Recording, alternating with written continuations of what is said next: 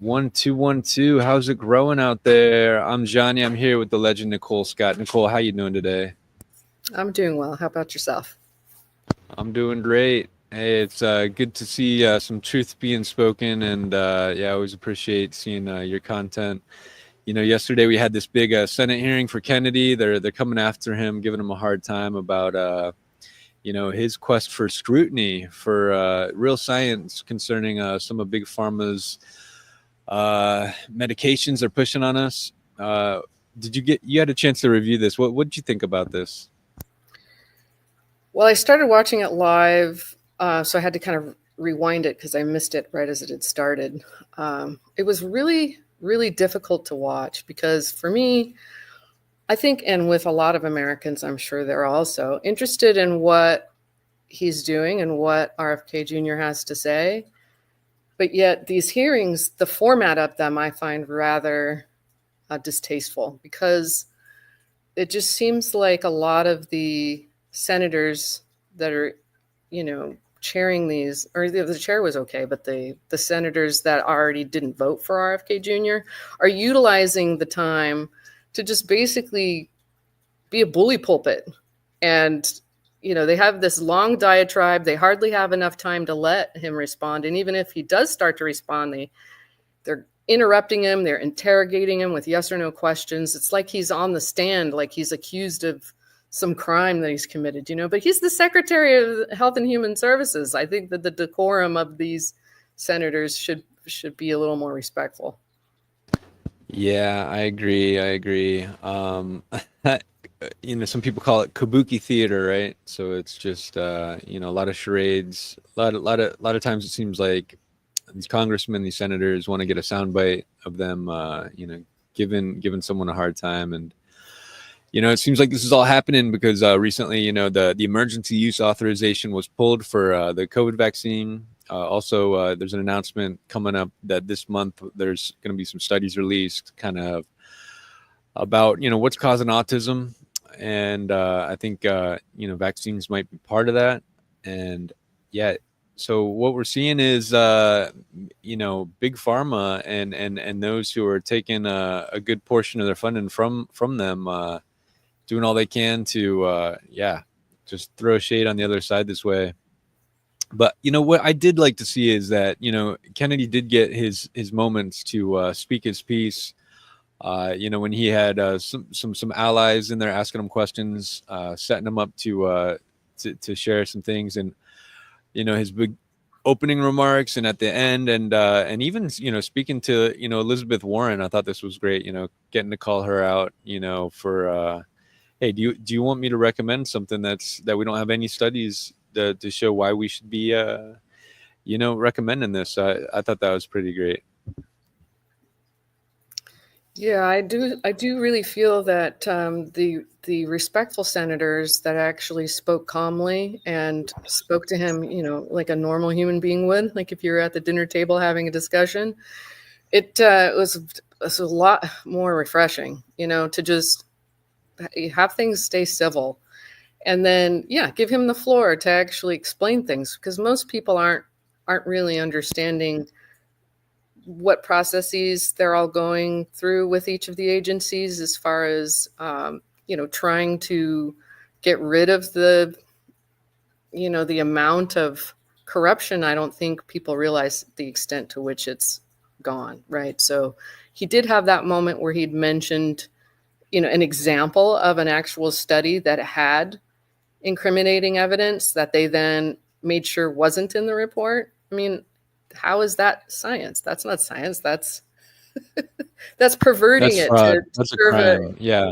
an interest, that's outright. moneyed interests at the expense of people. So, if Americans are truly concerned about, our health, and as it's been mentioned many times, it's been like a slippery slope of a lot of people in America becoming less and less healthy, then why is that? And part of that is because the gatekeepers at all of these pay to play publications for scientific journals, right? That's all funded by the industries that make money. So obviously they're going to put out stuff that's favorable and cherry pick the data, to make sure that they can sell their products. So, when you hear from, the NIH, Bhattacharya, mentioning now that they're going to ensure that, we can actually publish whatever the results are. And if the results aren't they aren't favorable to industry, well, it's okay. It's going to get published anyways. Like, we need to change that whole paradigm. Because I think a lot of people out there, they think, oh, if it's not in a peer-reviewed paper, it has no merit. And well, how many people have tried to submit things that don't get through, even though it's true, because the industry's in the way.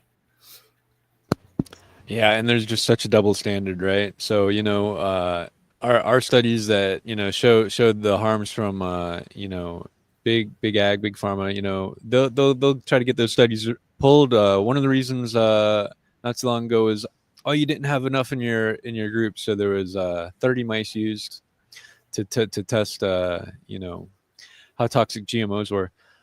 Then on the other side of the coin, they're pushing mRNA vaccines, an update to them, kind of changing the whole formula, for to update it for the COVID. And they're testing that on 5 mice for safety. And then they want to, effectively mandate that to children, to university students. Absolutely crazy. Yeah, it was great to get to hear some more truth, because, we're just drowning in propaganda. What we see is that, 70% of the nightly news budget's coming from big pharma. So we know who's got that narrative, and it's the same thing again and again across all media, isn't it? Websites, papers, you name it. I want to play a little bit here from Kennedy's opener and remarks. I thought this was pretty powerful. Let me start with the big picture. Under President Trump's leadership, we at HHS are enacting a once-in-a-generation shift from a sick care system to a true healthcare system that tackles the root causes of chronic disease. Chronic diseases reach crisis proportions in our country. And finally, we have an administration that is taking action. The MAHA report assessment, which the White House released in May, was the first government analysis of the key drivers of childhood chronic disease: ultra-processed foods, chemical exposures, physical inactivity, and over-medicalization. This month, we will follow with the MAHA report strategy, the Trump administration's solution for addressing each cause.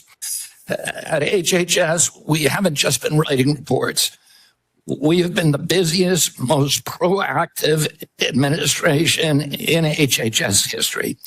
In just half a year, we've taken on food dyes, baby formula contamination, the grass loophole, fluoride in our drinking water, gas station heroin, electronic cigarettes, drug prices, prior authorization, information blocking, and healthcare interoperability. We are ending gain-of-function research, child mutilation, and reducing animal testing.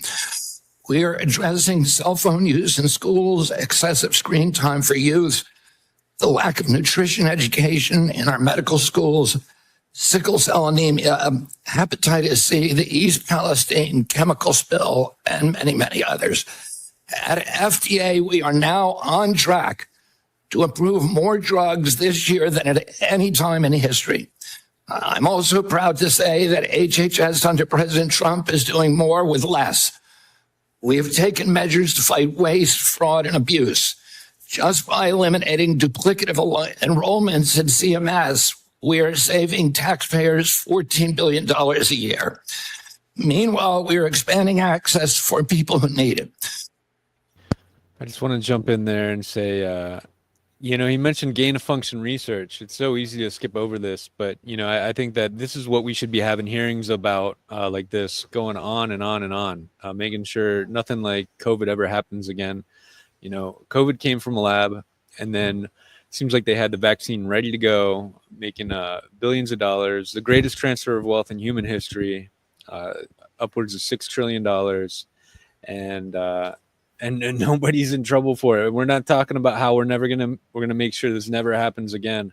So yeah, it's just great to see that, you know, we're doing some common sense steps here, pulling out of the World Health Organization, which you know, is obsessed with vaccines and this sort of research.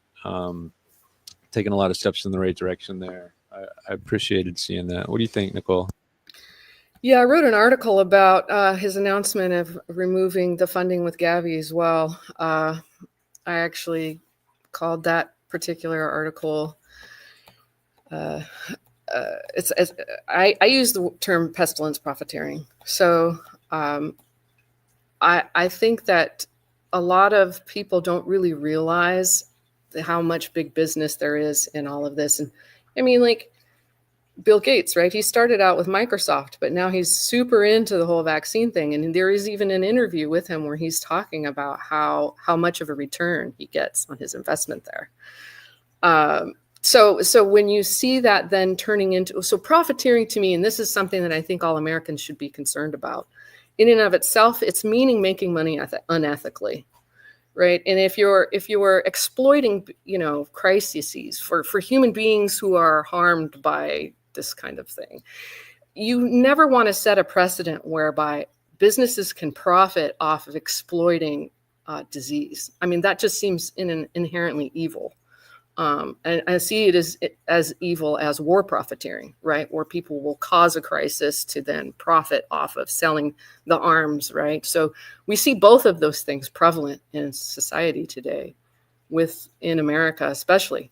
They're both big business, and their business is causing harm. So how do you rein that in, you know? So a good angle that RF Kennedy comes in through is how to do this strategically in a way that makes sense for everyone, that everyone can agree upon. So obviously our food supply, yeah, let's have less poison and chemicals in it. But yeah, gain and function research. Okay, do you want to have people to create additional pathogens that could potentially endanger us all, where they have higher lethality, which then forces us to have more and more injections, which we don't know, you know, the deleterious consequences of all of this added up, right? We already have like toxic chemical loads in our bodies that, you know, we all have before we're even born. There was a whole documentary about that. You know, when they tested in utero, the babies, we all have like those persistent chemicals. It's in us already. And then, you know, when you're growing up, it's super important for, you know, children, you know, in their development stage for their brain and their immune systems. And we're inundating them more and more with, I mean, if you look at the amount of injections that children have today compared to when I was born, it's kind of mind-boggling that we don't think that, you know, will equal certain types of deleterious health consequences. So I do think that the science really on his side is saying, hey, well, we should look at what's causing all of the disease. But, you know, I would say even our society itself is diseased because we're not addressing the root cause problem, which is profiteering. So.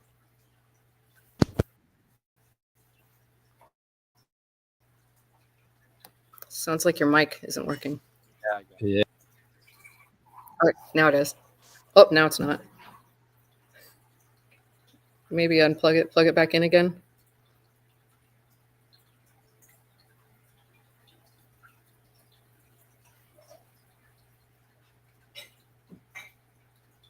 Yeah, mic's not working.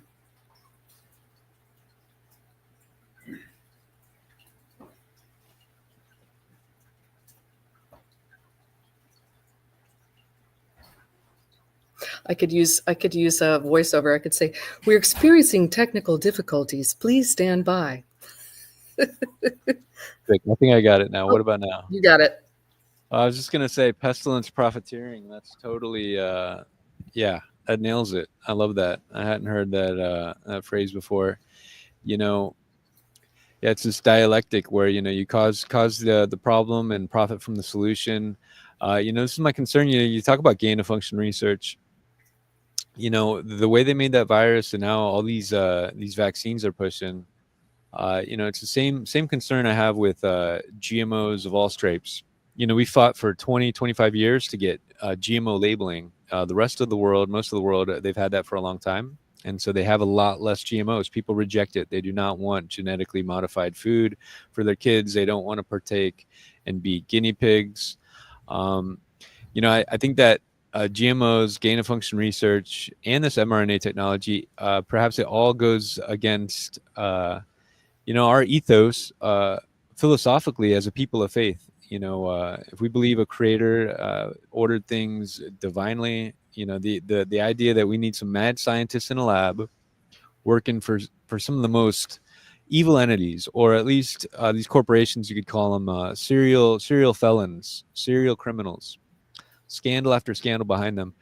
That's not a good idea for them to be playing with genetics. And it doesn't take much imagination to imagine how, if they make it so the only crops we can grow are their GMO corn, how they profit from that.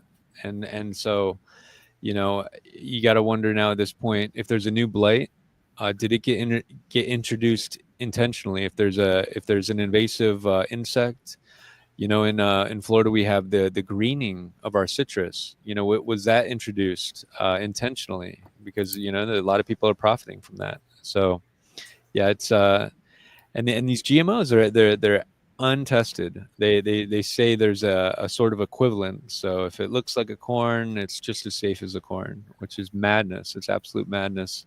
And even for people out there who would say, "Oh, well, I don't, I'm not a person of faith." Well, you believe that we're all in a delicate, intricate homeostasis that's in a balance, and it's easy to disrupt that.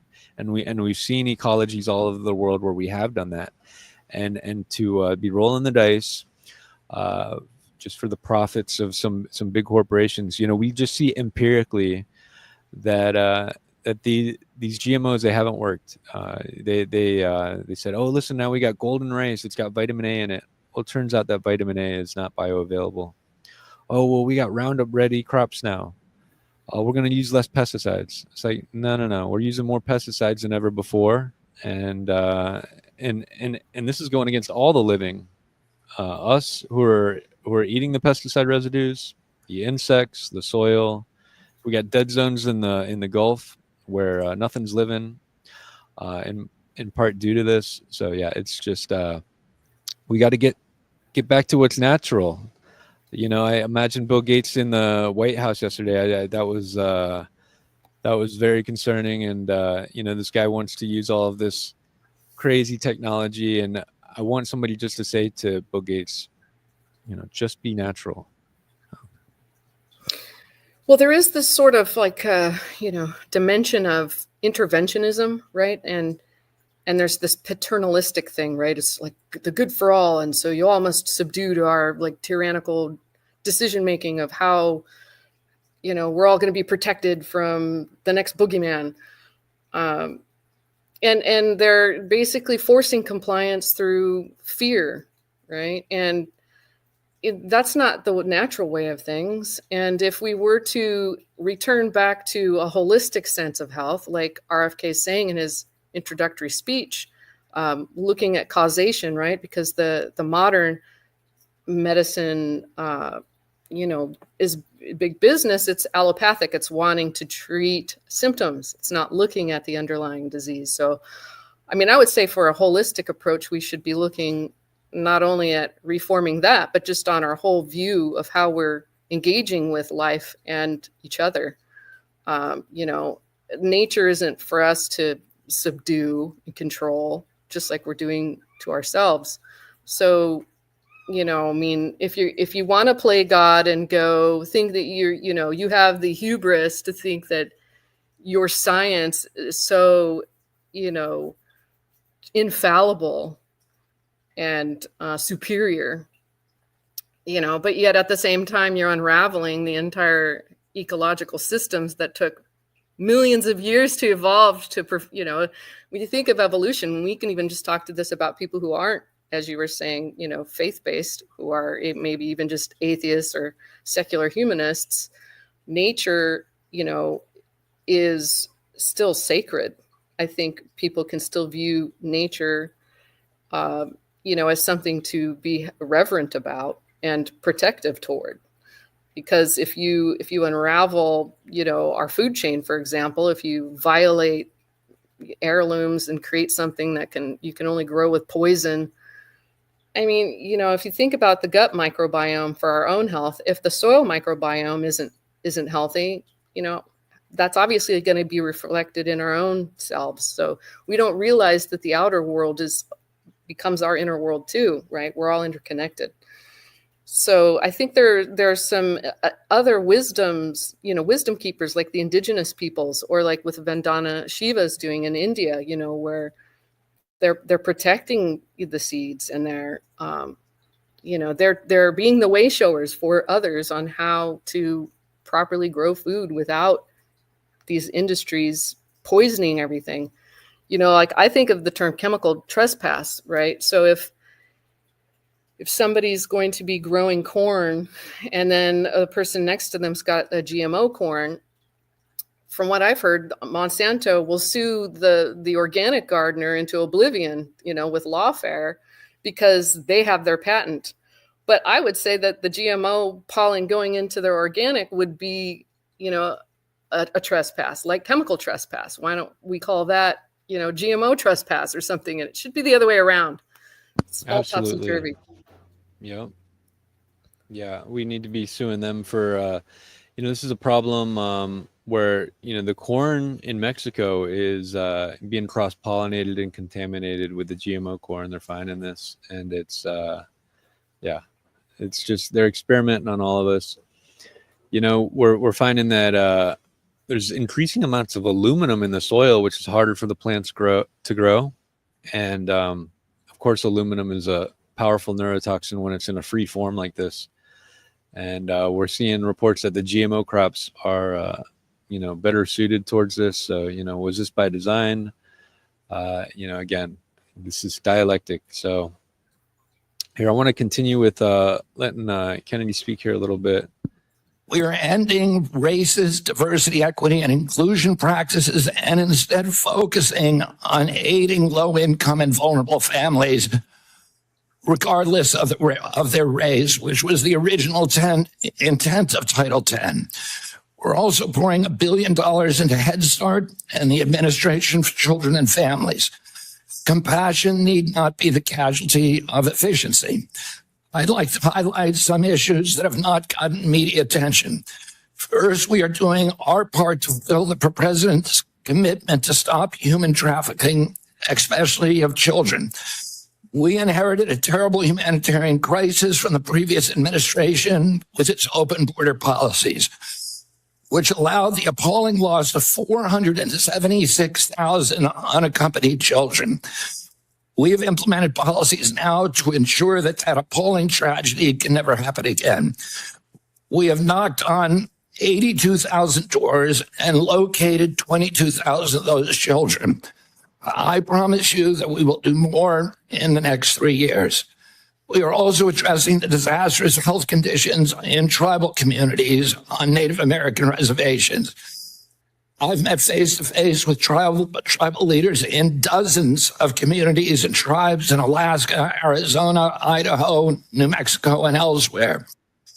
And I look forward to making HHS resources more available to those communities. One of the most significant initiatives under President Trump is the Rural Health Transformation Fund, part of the president's big, beautiful bill, which will provide the greatest investment of federal money into rural health care in history. Finally, I would like to address the recent shakeups at CDC. These changes were absolutely necessary adjustments to restore the agency to its role as the world's gold standard public health agency with the central mission of protecting Americans from infectious disease. CDC failed that responsibility miserably during COVID, when its disastrous and nonsensical policies destroyed small businesses, violated civil liberties, closed our schools, caused generational damage in doing so, massed infants with no science, and heightened economic inequality. And yet all those oppressive and unscientific interventions failed to do anything about the disease itself. America is home to 4.2% of the world's population, yet we had nearly 20% of the COVID deaths. We literally did worse than any country in the world. And the people at CDC who oversaw that process, who put masks on our children, who closed our schools, are the people who will be leaving. And that's why we need bold, competent, and creative new leadership at CDC. People able and willing to chart a new course. As my father once said, progress is a nice word, but change is its motivator, and change has its enemies. That's why we need new blood at CDC. That's also why it's imperative that we remove officials with conflicts of interest and catastrophically bad judgment and political agendas. We need unbiased, politics-free, transparent, evidence-based science in the public interest. Those are the guiding principles behind the changes at the CDC, and that is what you can expect all across our agency for the next 3 years. I love that. Yeah, calling it out. People have been upset about, a clearinghouse at HHS. I'm surprised there haven't been a lot more firings. There's recent reports of a lot of hundreds of them signing a letter calling for Kennedy to resign. And, it's just wild, isn't it? We're the sickest country on the planet. And you just look at the whole COVID catastrophe. It's like every decision made by the government, it seemed to be, against us. Put plastic on your face that doesn't work and huff it. Go inside and don't get any vitamin C or any exercise. No, you can't see your loved one in the hospital when they're dying. Putting people on ventilators was terrible. Remdesivir is terrible. Not telling anybody, to take care of themselves, giving them Krispy Kreme donuts. On and on. And you just look at, how, statistically, not one healthy child died from COVID. And then, of course, there's a risk of myocarditis, these serious conditions. We've seen excess mortality go way up in people under 60, and it's still high. And so, yeah, time to clear house. Well overdue. I just thought that this whole hearing was great for, getting some facts out there for some people who haven't heard it all. What do you think, Nicole? I think there's a major problem with the media right now being so fervently against RFK Jr. to the point where a lot of the people who are believing the rhetoric and lies don't understand he's actually for them too. He's actually a servant of the people. And you can hear that when he's talking about the Native American communities and the poor and the underrepresented and those in the rural environments. He's concerned, like he'd mentioned in his speech, about the public interest. When he said principled on the public interest, it shouldn't be politicized. And he just mentioned that, but yet here it is being politicized. So, the people with all of this rancor and, or writing these letters asking for him to resign, they're just pulled into this whole fervor because the industries that stand to gain by him not being there, because he's disrupting that whole gravy train. It's more advantageous for them to have somebody that's going to toe their bottom line, right? Rather than, shift things. And I think a lot of people don't realize, and I could think of this as analogous to, the gut microbiome, right? If you take a probiotic, let's say you have dysbiosis in your gut and you are ill because of it, right? You can view that as kind of analogous to the CDC or whatever agency that's currently corrupted. If you can insert a little bit of a good microbiome, it brings everything back into balance. And so I view RFK Jr. as that like probiotic, right? We have to inflect some independent thinkers and people who aren't, career bureaucrats or people who are kowtowing to corporate interest at the expense of the American people. We need to have, an influx of that. And so anybody who's just wanting to disrupt the whole thing to keep him from doing anything good for the public interest, I don't think they realize, they're kind of being mindless automatons, right? To fulfill an agenda. They may not even know that they're being programmed to, being reactionary toward, that he's the boogeyman and the evil bad guy that must be, gotten rid of. So I don't think a lot of the people who have a negative charge toward him even understand what's at stake if he weren't there. Things are only going to get far worse. So, we have to, give him a shot, give him a chance. Let's see what's going to happen because of it. I mean, he's just gotten started. We have a number of years to move forward. But I think a lot of the incremental changes that have occurred thus far, there's a lot of reactionary, it's the end of the world. He's done this most horrible thing.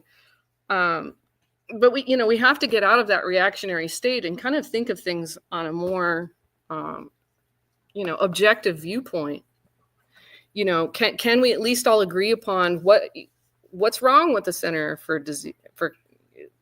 CDC? Are they just, wanting to sell products that they, make money off of because they own a part of the patent, or, do we want to take that kind of conflict of interest out and make sure that, so, I think we need to expand that conversation, and we're not having that right now. The media is doing a disservice to the American people, by basically being the mouthpiece of industry.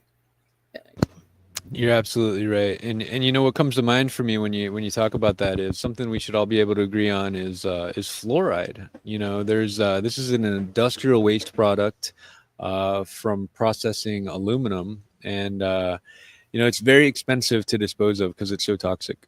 And so what do? They put it in our drinking water, and incredible. You just look at the data. Countries who don't do this, their teeth are just as good as ours, if not better.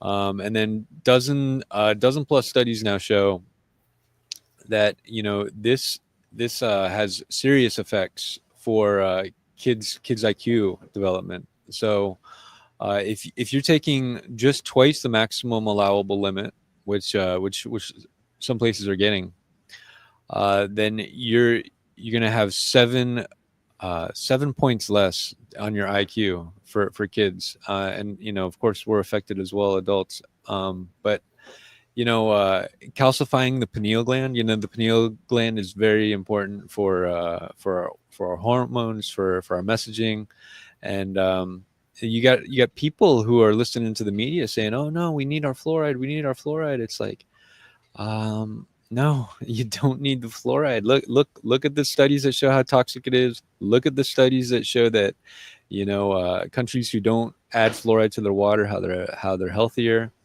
I want to play this little clip of Kennedy speaking about, just how bad things are getting. That chair for how long? 20, 25 years, while the chronic disease in our children went up to 76%. And you said nothing. You never asked the question why it's happening. Why is this happening?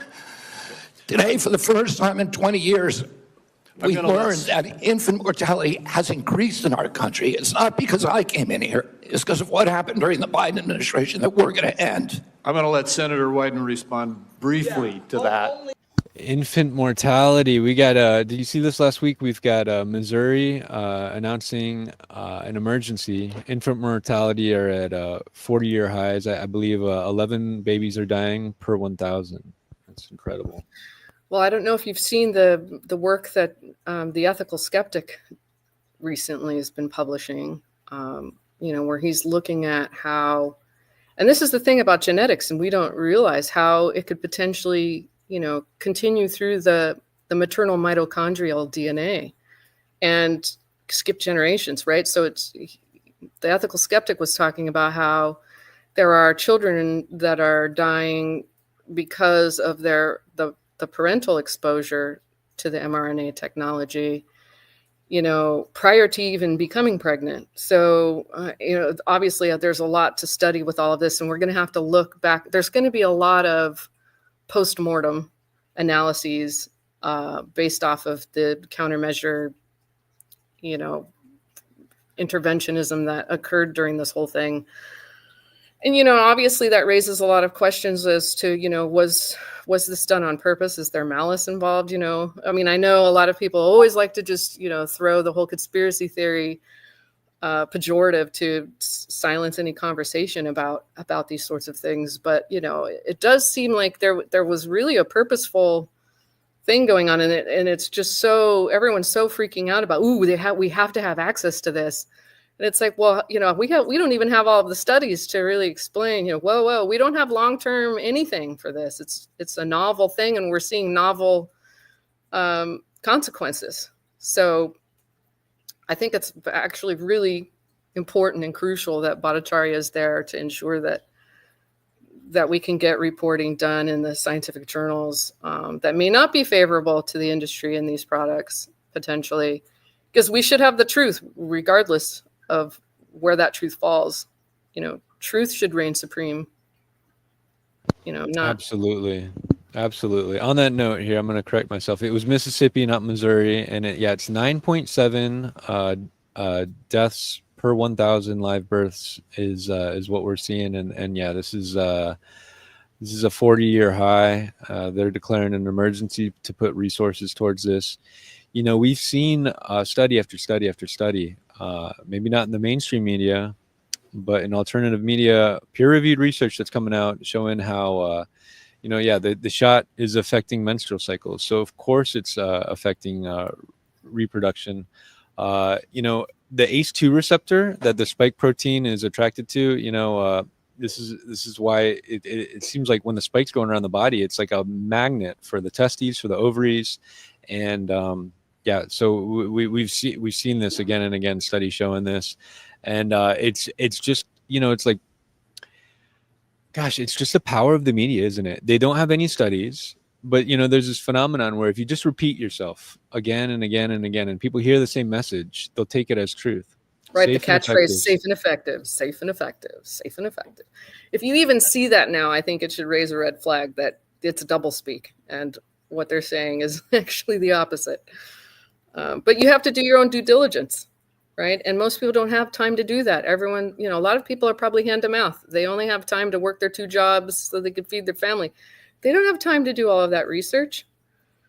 They, you know, I mean, they're entrusting the, you know, the people who are supposed to be the officials and the, you know, experts to be the ones to provide the information that they need to make an informed decision. So how can we allow others to have an informed decision if the people who are the truth tellers and the independent researchers are being, you know, the algorithms are hiding what we say and, you know, not feeding it to anyone, and or people are being censored, or as they call shadow banned, right? Where, you know, their posts aren't being fed. And then now everyone was basically told they had to leave X because of hate speech, right? So they all went on to Blue Sky. So there's a lot of people on LinkedIn and on Blue Sky and on Facebook, and they're all just they're engaging in the hate speech, ironically, you know, calling RFK all of these horrible, you know, worm brain this and, you know, voice that. And the hypocrisy is alarming. But, you know, how can we have a conversation to educate the people who are engaged in all of this type of, you know, narrative? You know, there was there's the idea that, you know, it is like a mass formation psychosis where, you know, they kind of divided us, got people kind of feeling alone, and then, you know, they've got to say, hey, look, the answer is the vaccine. This is gonna end the lockdowns, and I think that we see the same thing maybe in both political parties, that, you know, the other side's so terrible, the other side's so terrible, and this is the answer. And yeah, so this is where you get maybe this Trump derangement syndrome. But, you know, it's been likened to being in a cult, and the best way to break somebody out of a cult is asking them questions, using the Socratic method. You know, ask them, you know, are things going the way you hoped? You know, I mean, you look at what was happening during the last administration. You know, things clearly not going in the right direction as far as cost of living, and man, so many challenges we're facing as a nation now.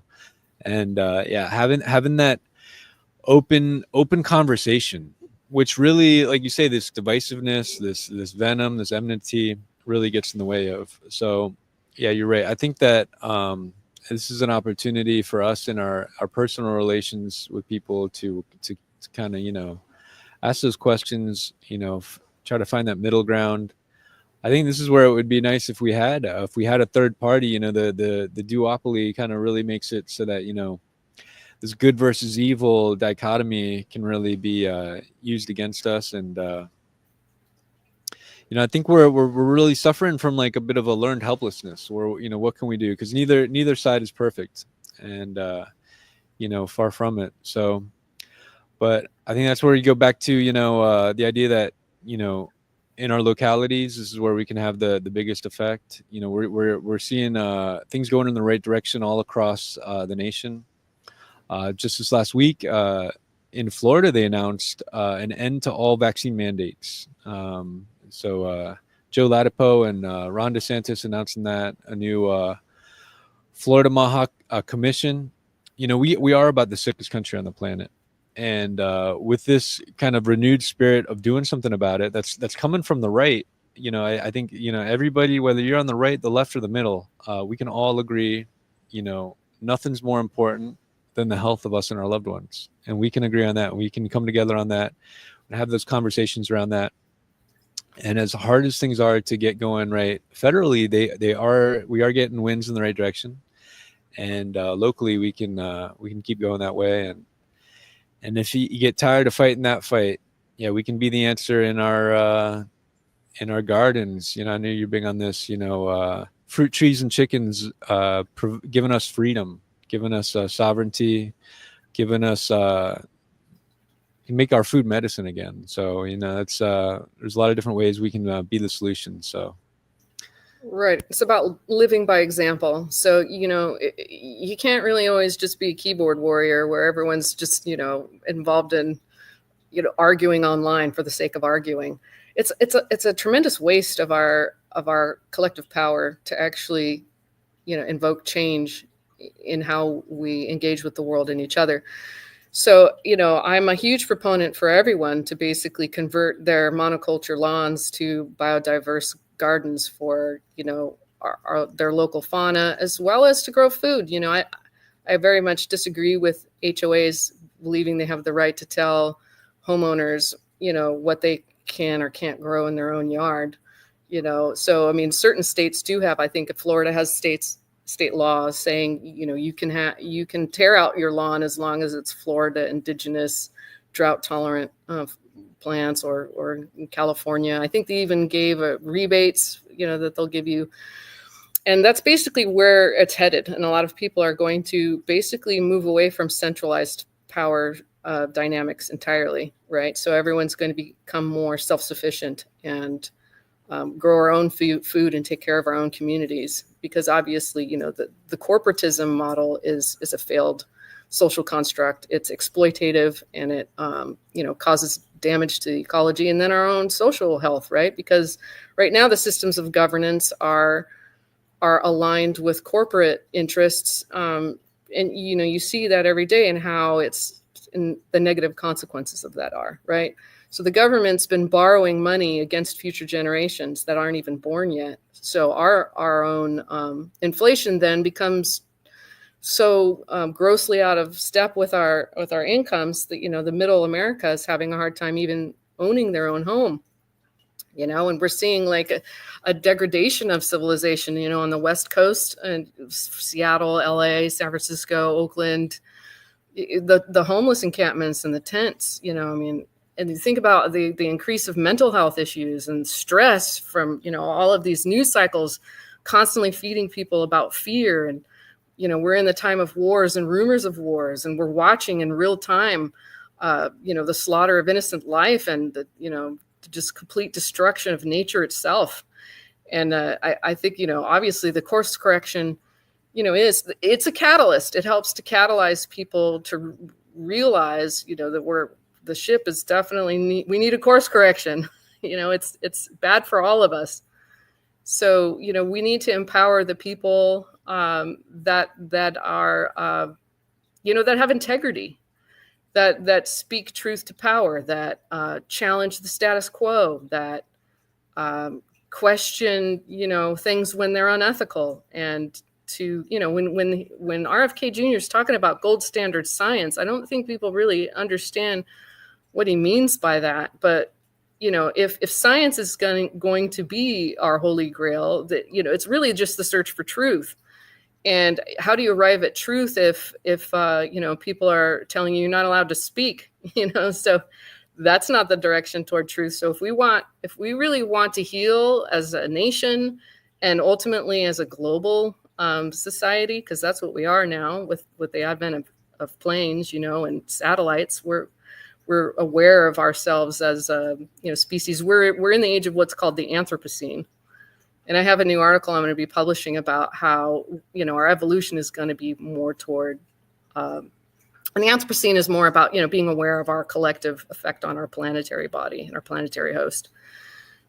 There's just a whole reclamation, I think, project going on for all of us to move back to healthy systems of thinking, healthy systems of being, across the board. So it all starts with all of us individually, but all of us individually, collectively, can shift the whole trajectory and balance of the whole planet. So it's really just about everyone really coming to realize our own responsibility, co-collectively in shaping the world to come. Here, well said. Yeah. We can be the answer. Fruit trees and chickens. We can do this stuff locally. I love what you said there. Reminded me of this idea. We were put here to tend the garden and keep it. This is the ancient wisdom, and good time to get back to that. And it's what else can we say about it? But one other thing that Kennedy said there I really dug was just standing up for the kids. Everything that they're doing. We've got the kids are the most vulnerable. They're the ones that are affected by these toxins the most. And you look at the child mutilation. I think it's important to call it that. I think a lot of times people have been walking on eggshells about this issue because it's uncomfortable and they don't want to offend anybody. But I think adults should be free to do what they want to do. But anybody telling a child that they should make some take some surgery that's irrevocable, or putting them down that path, I think that we've got to stick to truth. I think you mentioned that earlier. Respect science. Male and female, we were created, and just wild some of the nonsense that we're hearing. And my fear, my concern is that some of this agenda is for what these toxins are doing to us. Our endocrine disruption is so messed up. We've got our hormones all out of whack. Our fertility rates are cratering, and as a cover for this, we have these agendas being pushed forth that this is something to take pride in, instead of something to have a conversation about. So, but I know you got to run, Nicole. Any closing thoughts? Thank you so much for joining me today. Everybody check out Nicole on Sovereign Sapien. I love your Substack. What do you say, Nicole? Thanks. Yeah. And, for anyone listening out there, I do think, a lot of times people tend to get overwhelmed by all of the information that's constantly coming out, especially a lot of it that's negative. It's always there to stimulate, your sense of fight or flight response, which then takes away your capacity to have rational thought. So I do believe just always make sure to ground yourself, go out to nature. Remember, you're still a hominid, just view yourself, as a being in the world, and plug back into nature and, get your bearings. It doesn't have to be a fight or a battle to be won. It's really that we all have to just change within and keep ourselves in a state of peace and goodwill toward all. And, everything, if your heart's centered and you're focused on wanting to do what's right, that's enough. We all feel like we're powerless to change a lot of things, but we do have power in every thing that we buy and everything that we consume and everything that we, I mean, vote with your pocketbook, right? Like if you don't like what the industry is doing, we can all divest from it. Talk about changing the way things are. If they're not getting the money from us anymore, that'll certainly change how they behave. So, we all collectively, if we, are in agreement on something, we can do a lot. So, have hope. There is good in the world. There are good people doing good things. There's hope. There's goodness. Yeah, exactly right. So Let's be good shepherds again. Yeah. yes, we can be stewards of this land, and we can, bring heaven back to earth. Right? We could do that. That is possible. I think that the other side benefits from us having a kind of a learned helplessness, and I see a lot of people, they have this attitude like they're going to throw in the towel. I'm glad I'm on my way out, and it's your generation that has to deal with this. I've heard so many times. I don't know where this parroting messaging is coming from, but this is just the way that life always is. That we do our best, and that there's always challenges. And just because there's more challenges than ever, that doesn't mean we throw in the towel. We got to do the best we can, or we're going to leave it for our kids to deal with, and it's going to be worse for them. So, well, thanks so much for joining me today, Nicole. And let's make our food medicine again. Thanks for having me. Looking forward to us all doing the right stuff. All right.